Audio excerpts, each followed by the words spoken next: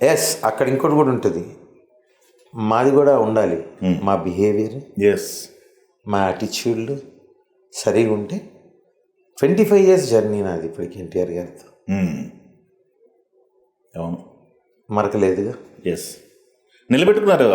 ఆయన ఇచ్చిన విలువను మీరు నిలబెట్టుకున్నారు. Obviously that's what I'm saying. Yes, అది అప్పుడు నువ్వు మనిషి అయితే కాబట్టి, నువ్వు మనిషి కాబట్టి నీకు ఇది ఉంది కాబట్టి నువ్వు అది నిలబెట్టుకున్నావు అని. ఎస్, లేకపోతే అవును, వాళ్ళ లైఫ్లో నాలంటి వాళ్ళు ఎంతోమంది వస్తుంటారు. అంతే కదా. అందరు నేను ఉన్నట్టు ఉండలేరుగా, నా పొజిషన్లో లేరుగా. నాకు ఆయన ఇచ్చిన స్థానం ఇప్పటికీ నేను గట్టిగా అలాగే నిలబెట్టుకుని ఉన్నాను. ఏమంటారు, ఏమని పిలుస్తారు? అది మీరు ఏమని పిలుస్తారు? నేను పెద్దన్న. పెద్దన్న అంటే నేను పెద్ద ఆయన్ని రామారావు గారు అంశం కిందనే చూసుకుంటా ఆయనని. బాలేబాబుని బాబాయ్ అని పిలుస్తా. బాలేబాబాయ్ అంట. Very good. నేను పెద్దన్న కిందనే చూస్తా.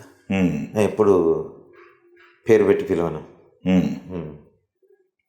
బయట ప్రపంచంలో మాట్లాడినప్పుడు తారక్ పెద్దన్న ఇట్లా చెప్పిండానంటే అందరికి అర్థం కాదు. అవతల వాళ్ళు తారక్ అని మాట్లాడిన తారక్ అన్న అంతే, నాకన్నా చిన్నోడే.